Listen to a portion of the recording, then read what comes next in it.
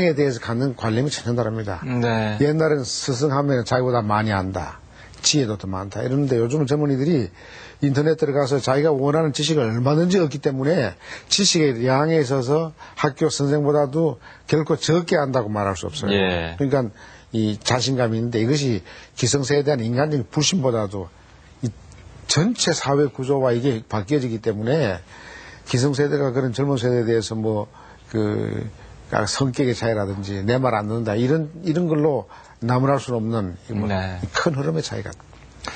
그와 같은 차이를 극복하기 위한 방안도 또 여쭤봐야 될 것 같은데요. 그러기 위해서는요, 청년들을 이해하기 위해서는 이제 구세대가 인터넷 쓸 줄 알아야 돼요. 예. 어쩌면 하더라도 아침에 일어나면은 꼭 우선 우리나라 신문 인터넷 들어가서 검색하시고 포털사에 들어가서 오늘 조선일보는 어떻게 이야기했나, 한겨레는 어떻게 이야기, 사설이 어떤가 보고요. 그다음에 뉴욕 타임스로 가거든요. 네. 그리고 타임즈로 오거든요. 그러다가 이제 어떤 거 잘 모르면은 이 백과사전 위키피디아 들어가서 보고요. 네. 그다음 와서 우리나라 또 토탈 사이트를 한번 쭉 훑어요. 네. 네이버라든지 다음이라든지 야후라든지 구글 한번 들어가 보고요.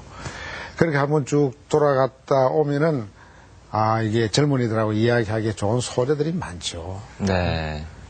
소재에 관한 젊은이한테 뒤질 필요가 없다고 생각합니다. 그러니까 이 기성세대도 디지털을 이제는 자기 학습 마당으로 그렇게 생각을 해야 합니다.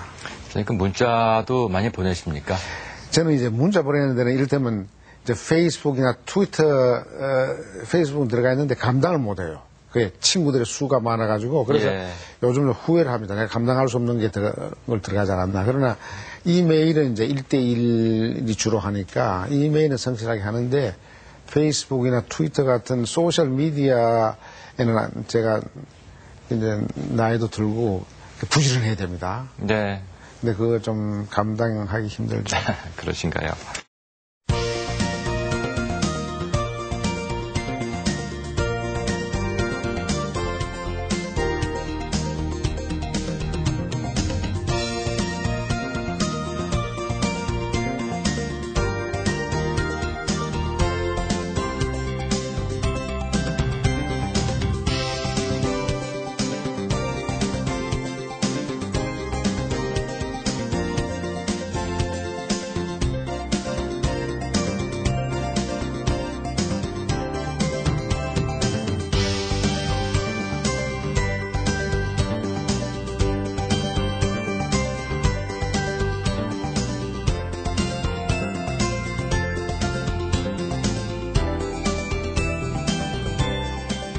요즘 젊은 세대들에 대한 비판도 물론 있습니다만 또 젊기 때문에 그들만이 갖고 있는 여러 가지 장점이랄까요? 매력도 있다고 생각을 합니다.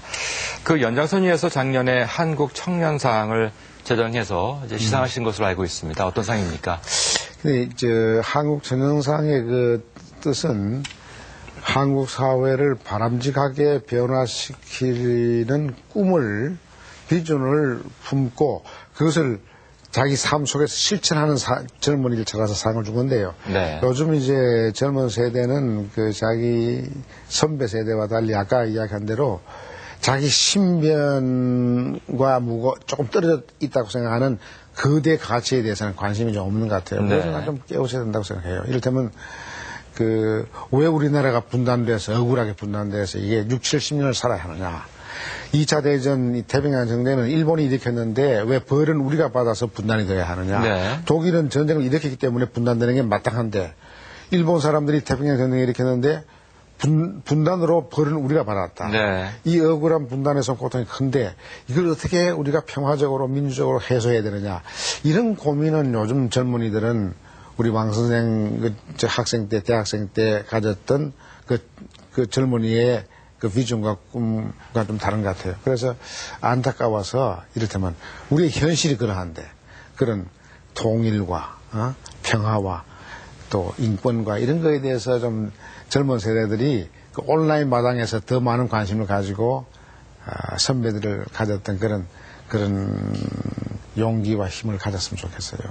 근데 왜 그렇게 됐을까요? 선생님, 어떻게 보면 어떤 이유에서 요즘 젊은이들이 사회 문제라든가 소위 그런 그 가치관에 대한 관심이 좀 적어지게 된 걸까요? 뭐 한편으로 생각하면은 지난 세대보다는 민주화가 됐고 예. 생활이 좀 더 나아지고 국제적으로 우리에 대한 평가도 좋아지고 했으니까 이제는 우리가 선배들 고민했던 그런 민주주의, 자유, 정의, 평화, 통일 이런 거에 대해서는 좀 덜 걱정해도 된다고 생각했을는지는 몰라요. 네. 그러나 자금의 현실을 보면 또 반드시 그런 것 같진 않아요. 근데 대충 나라가 이제 더 경제적으로 발전하고 사회적으로 성숙이 되면은 그 힘에 찐 절규 같은 것은 몸에 안 와닿는다고 생각하기 쉽죠. 네. 그런 것이 하나의 큰 원인일 수도 있고 요즘 특히 그 청년 실업 문제가 심각하니까 네. 거대 담론을 생각하기 전에 내가 이 대학 졸업하고 취직을 해야 된다.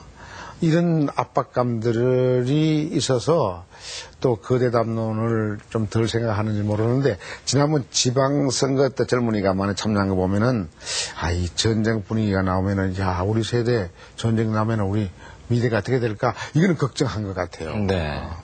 그러니까 우리가 더 나은 사회를 우리 후손에게 물려주려면은 역시 이 거대 담론도 생활 속에서 구인하려고 고민해봐야 돼요. 청년상이 그래서 생긴 것 같아요. 그렇군요. 네.